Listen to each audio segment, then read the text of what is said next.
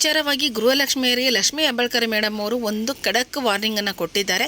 So ಇಂಥವರ ಗೃಹಲಕ್ಷ್ಮಿ ಹಣವನ್ನು ನಾವು ಬಂದ್ ಮಾಡ್ತೀವಿ, ಇವರು ದಂಡ ಸಹ ಕಟ್ಟಬೇಕಾಗುತ್ತೆ, ವಾಲಂಟರಿಯಾಗಿ ಇವರೇ ಇದರಿಂದ ವಿಡ್ರಾ ಮಾಡ್ಕೋಬೇಕು, ಇಲ್ಲದೆ ಹೋದಲ್ಲಿ ನಾವು ಈ ಒಂದು ಹಣವನ್ನು ಕ್ಯಾನ್ಸಲೇಷನ್ ಮಾಡ್ತೀವಿ ಅಂತ ಹೇಳಿದ್ದಾರೆ. ಸೊ ಯಾರಿಗೆಲ್ಲ ಹೇಳಿದ್ದಾರೆ, ಈ ಒಂದು ವಾರ್ನಿಂಗ್ ಯಾರಿಗೆ ಕೊಟ್ಟಿದ್ದಾರೆ, ಯಾರು ಮಿಸ್ಯೂಸ್ ಮಾಡ್ಕೊತಿದ್ದಾರೆ ಹಣ, ಸೊ ಇದರಲ್ಲಿ ಯಾವ ಒಂದು ಕೆಟಗರಿ ಬರುತ್ತೆ, ಯಾರಿಗೆಲ್ಲ ಇದು ಅನ್ವಯ ಆಗುತ್ತೆ, ರಾಜ್ಯದಲ್ಲಿರ್ತಕ್ಕಂಥ ಎಲ್ಲ ಮಹಿಳೆಯರಿಗೂ ಬರುತ್ತಾ ಅಥವಾ ಪರ್ಟಿಕ್ಯುಲರ್ಗೆ ಇಂಥವ್ರಿಗೆ ಅಂತಲೇ ಹೇಳಿದ್ದಾರೆ, ಇದರಿಂದ ಯಾರು ಎಚ್ಚೆತ್ಕೋಬೇಕು ಅಂತ ಹೇಳಿಬಿಟ್ಟು ಇವತ್ತಿನ ವಿಡಿಯೋದಲ್ಲಿ ನಾನು ತಿಳಿಸ್ಕೊಡ್ತೀನಿ ಸ್ನೇಹಿತರೆ. ವಿಡಿಯೋನ ಎಲ್ಲೂ ಸ್ಕಿಪ್ ಮಾಡಬೇಡಿ, ಸ್ಕಿಪ್ ಮಾಡಿದರೆ ನಿಮಗೆ ಅರ್ಥ ಆಗೋದಿಲ್ಲ. ಯಾಕಂದರೆ ಗೃಹಲಕ್ಷ್ಮಿ ಹಣ ಬಂದಿಲ್ಲ ಅಂತೇಳಿದರೆ ಕೇಳೋರು ನೀವೇ ಅಯ್ಯೋ ದುಡ್ಡು ಬಂದಿಲ್ಲ ಅಂತ ನಾವು 100 ಸಲ ವಿಡಿಯೋ ಮಾಡಿರ್ತೀವಿ. ಸೊ ಹಾಗಿದ್ದಾಗ ಅವರು ಒಂದು ನಮಗೆ ವಾರ್ನಿಂಗನ್ನು ಕೊಟ್ಟಿದ್ದಾರೆ ಅಂದರೆ ಅದನ್ನು ತಿಳ್ಕೊಬೇಕಾಗಿರೋದು ನಮ್ಮ ಎಲ್ಲರ ಒಂದು ಆದ್ಯ ಕರ್ತವ್ಯ ಆಗಿದೆ. ಸೊ ಹಾಗಾಗಿ ವಿಡಿಯೋನ ಎಲ್ಲನೂ ಸ್ಕಿಪ್ ಮಾಡಬೇಡಿ, ಕೊನೆವರೆಗೂ ನೋಡಿ.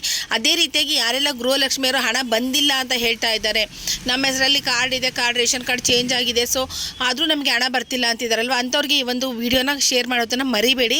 ಯಾಕಂದರೆ ಅಷ್ಟು ಯೂಸ್ಫುಲ್ ಆಗಿರ್ತಕ್ಕಂಥ ಇನ್ಫಾರ್ಮೇಷನ್ ಈ ಒಂದು ವಿಡಿಯೋದಲ್ಲಿದೆ ಸ್ನೇಹಿತರೆ. ಸೊ ಇವಾಗ ವಿಡಿಯೋನ ಸ್ಟಾರ್ಟ್ ಮಾಡೋಣ. ಅದಕ್ಕಿಂತ ಮುಂಚೆ ನನ್ನ ಚಾನಲ್ ನೀವು ಸಬ್ಸ್ಕ್ರೈಬ್ ಮಾಡಿಲ್ಲ ಅಂದರೆ ಸಬ್ಸ್ಕ್ರೈಬ್ ಮಾಡ್ಕೊಳ್ಳಿ, ಹಾಗೆ ವಿಡಿಯೋಗೆ ಒಂದು ಲೈಕ್ ಕಮೆಂಟ್ ಕೊಡೋದನ್ನು ಮರಿಬೇಡಿ ಅಂತ ಹೇಳ್ತೀನಿ ಸ್ನೇಹಿತರೆ. ಲಕ್ಷ್ಮೀ ಹೆಬ್ಬಾಳ್ಕರ್ ಮೇಡಮ್ ಅವರು ಒಂದು ಸ್ಟೇಟ್ಮೆಂಟನ್ನು ಕೊಟ್ಟಿದ್ದಾರೆ. ಏನಂತ ಹೇಳಿದರೆ, ಯಾರ ಮನೆಗಳಲ್ಲಿ ಅಂದರೆ ಯಾರ ಒಂದು ರೇಷನ್ ಕಾರ್ಡ್ ಅವ್ರ ಹೆಸರಿರುತ್ತೆ, ಸೊ ಆ ಒಂದು ವ್ಯಕ್ತಿ ಮರಣ ಹೊಂದಿರ್ತಾರೆ, ಅಂಥವರ ರೇಷನ್ ಕಾರ್ಡ್ಗಳನ್ನು ತೆಗೆದು ಹಾಕ್ತಾರೆ. ಸೊ ರೇಷನ್ ಕಾರ್ಡಿಂದ ಹೆಸರನ್ನ ಬಂದ್ ಮಾಡ್ತಾರೆ. ಆ ರೇಷನ್ ಕಾರ್ಡಿಂದ ಹೆಸರು ಬಂದ್ ಮಾಡೋದಕ್ಕಿಂತ ಮುಂಚೆನೂ ಗೃಹಲಕ್ಷ್ಮಿ ಹಣ ಹೋಗ್ತಾ ಇರುತ್ತೆ ಅವರಿಗೆ. ಅವ್ರಿನ್ನೂ ರೇಷನ್ ಕಾರ್ಡಲ್ಲಿ ಹೆಸರು ಡಿಲೀಟ್ ಮಾಡಿಸಿಲ್ಲ ಅಂದರೂ ಹಣ ಹೋಗ್ತಾ ಇರುತ್ತೆ. ಅಥವಾ ರೇಷನ್ ಕಾರ್ಡಲ್ಲಿ ಹೆಸರು ಡಿಲೀಟ್ ಆದರೆ ಅದು ಸಾಫ್ಟ್ವೇರ್ಗೆ ಗೊತ್ತಾಗುತ್ತೆ. ಸೊ ಆವಾಗ ಕೆಲವೊಂದು ಸಲ ಗೊತ್ತಾಗೋದು ಡಿಲೇ ಆಗ್ಬೋದು. ಆದರೆ ಸತ್ತಿರೋರ ಹೆಸರಲ್ಲಿ ಏನು ಮಾಡ್ತಾ ಇದ್ದಾರೆ, ತುಂಬ ಜನ ಹಣವನ್ನು ತೊಗೊತಾ ಇದ್ದಾರೆ.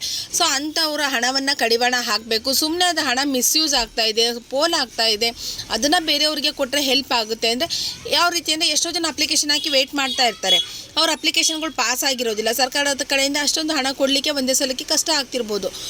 ಬಟ್ ಇವ್ರು ಏನು ಮಾಡ್ತಾ ಇದ್ದಾರೆ, ಸತ್ತವರ ಹೆಸರನ್ನ ರನ್ನಿಂಗ್ ಇಟ್ಕೊಂಡು ಹಣವನ್ನು ತೊಗೊತಾ ಇದ್ದಾರೆ. ಅಂಥದ್ದೇನಾದರೂ ಬೆಳಕಿಗೆ ಬಂತು ಅಂತ ಹೇಳಿದರೆ ನಾವು ಕಠಿಣವಾದ ಕ್ರಮವನ್ನು ತೊಗೊತೀವಿ. ಯಾರ ಮನೆಯಲ್ಲಿ ರೇಷನ್ ಕಾರ್ಡ್ ಹೋಲ್ಡರ್ ಇರ್ತಾರೆ, ಯಾರು ಗೃಹಲಕ್ಷ್ಮಿ ಹಣವನ್ನು ಪಡ್ಕೊತಾ ಇರ್ತಾರೆ, ಅಂಥವರು ಡೆತ್ ಆದರೆ ಖುದ್ದಾಗಿ ಅವರ ಮನೆಯ ಸದಸ್ಯ ಹೋಗಿ ಅರ್ಜಿಯನ್ನು ಹಾಕಿಬಿಟ್ಟು ರೇಷನ್ ಕಾರ್ಡಿಂದ ಅವರ ಹೆಸರನ್ನು ತೆಗೆಸಬೇಕು. ಹಾಗೆ ಗೃಹಲಕ್ಷ್ಮಿ ಯೋಜನೆಗೆ ಒಂದು ಅಪ್ಲಿಕೇಶನನ್ನು ಕೊಟ್ಟು ಅವರ ಹೆಸರನ್ನು ಅಲ್ಲೂ ತೆಗೆಸಬೇಕು ಗೃಹಲಕ್ಷ್ಮಿಯಿಂದ. ಸೊ ಅದಾದ ನಂತರ ಎಗೇನ್ ಮತ್ತೆ ಮನೆಯ ಒಡತಿ ಯಾರಿರ್ತಾರಲ್ವ ಅವ್ರ ಹೆಸರಿಗೆ ರೇಷನ್ ಕಾರ್ಡ್ ಬದಲಾವಣೆ ಆಗುತ್ತೆ. ಬದಲಾವಣೆ ಆದಮೇಲೆ ಅವರು ರೇಷನ್ ಕಾರ್ಡನ್ನು ಹಾಕಿಬಿಟ್ಟು ಹಣವನ್ನು ತೊಗೋಬೇಕು. ಇಲ್ಲಿ ಅವರಿಗೆ ಹಣ ಬರಲಿಕ್ಕೆ ಎಷ್ಟು ದಿನ ಆಗುತ್ತೆ ಅಂತ ಹೇಳಿದರೆ, ಹೊಸದಾಗಿ ಅಪ್ಲೈ ಮಾಡಿರ್ತಕ್ಕಂಥವ್ರಿಗೆ ಮತ್ತೆ ಹೇಗೆ 4 ತಿಂಗಳ ನಂತರನೇ ಹಣ ಬರೋದು. ಅವರಿಗೆ ಪ್ರೊಸೆಸ್ ಆಗಲಿಕ್ಕೆ 4 ತಿಂಗಳು ಬೇಕು, 4 ತಿಂಗಳು ವೆಯ್ಟ್ ಮಾಡಬೇಕು. ಅವರು ವೆಯ್ಟ್ ಮಾಡಿದ ನಂತರನೇ ಹಣ ಬರುವಂಥದ್ದು ಅಂತ ಹೇಳಿಬಿಟ್ಟು ಇನ್ಫಾರ್ಮೇಷನನ್ನು ಕೊಟ್ಟಿದ್ದಾರೆ. ಸೊ ಇಲ್ಲಿ ಇನ್ನೊಂದು ವಿಚಾರ ಏನಂತ ಹೇಳಿದ್ರೆ, 4 ತಿಂಗಳು ನಾವು ಕಾದರೆ ನಮಗೆ ಆ 4 ತಿಂಗಳದ ಹಣ ಲಾಸ್ ಆಗುತ್ತಲ್ವ, ಆದರೆ ಖಂಡಿತವಾಗ್ಲೂ ಇಲ್ಲ. 4 ತಿಂಗಳದನ್ನು ಅವ್ರ ಹಣನ ಹಾಕ್ತಾರೆ ನಿಮ್ಮ ಅಕೌಂಟಿಗೆ. ಒಟ್ಟಿಗೆ ಏನಾದರೂ ಹಾಕ್ಬೋದು ಅಥವಾ ಪಾಟಾಗಾದರೂ ಹಾಕ್ಬೋದು. ಬಟ್ ಎಲ್ಲಿಂದ ಹಣ ಸ್ಟಾಪ್ ಆಗಿರುತ್ತೋ ಅಲ್ಲಿಂದ ಅಂತೂ ಖಂಡಿತವಾಗ್ಲೂ ಹಣ ಬರುತ್ತೆ ಅನ್ನೋ ಒಂದು ಇನ್ಫಾರ್ಮೇಷನನ್ನು ಕೊಟ್ಟಿದ್ದಾರೆ. ಅವ್ರ ಮನೆ ಡೆತ್ ಆಗಿದ್ರು ತೊಗೊತಾ ಇದ್ದೀರಾ ಅಂತ ಹೇಳಿದರೆ ಬೆಟರ್ ನೀವೇ ವಾಲಂಟರಿಯಾಗಿ ಅದನ್ನು ತೆಗೆಸ್ಬಿಡಿ, ಹೆಸರನ್ನ ತೆಗೆಸ್ಬಿಟ್ಟು ನಿಮ್ಮ ಹೆಸರನ್ನ ಸೇರ್ಪಡೆ ಮಾಡಿಸ್ಕೊಳ್ಳಿ. ಅದರ್ವೈಸ್ ಸರ್ಕಾರದಿಂದ ರೂಲ್ಸ್ ಅಂತ ಬಂದಾಗ ತುಂಬ ಕಠಿಣವಾಗಿ ಇರುತ್ತೆ. ಸೊ ಅದೇ ರೀತಿ ಅವರು ದಂಡ ವಸೂಲಿ ಮಾಡೋದಾಗಿರ್ಬೋದು, ಇನ್ನೊಂದು ಮತ್ತೊಂದು ಸಹ ಮಾಡ್ತಾರೆ.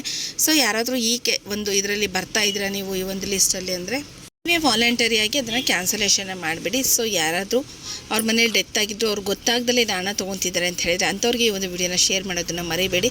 ಹೋಪ್ ಇವತ್ತಿನ ಈ ಒಂದು ವಿಡಿಯೋ ನಿಮ್ಗೆ ಇಷ್ಟ ಆಗಿದೆ ಅಂತ ಭಾವಿಸ್ತೀನಿ. ಯಾರೆಲ್ಲ ವಿಡಿಯೋನ ನೋಡಿದ್ದೀರೋ ಲೈಕ್ ಮಾಡಿ, ಸಬ್ಸ್ಕ್ರೈಬ್ ಮಾಡಿ ಮತ್ತು ಕಮೆಂಟ್ ಮಾಡೋದನ್ನು ಮರಿಬೇಡಿ ಅಂತ ಹೇಳ್ತೀನಿ. ಥ್ಯಾಂಕ್ ಯು ಎಲ್ಲರಿಗೂ.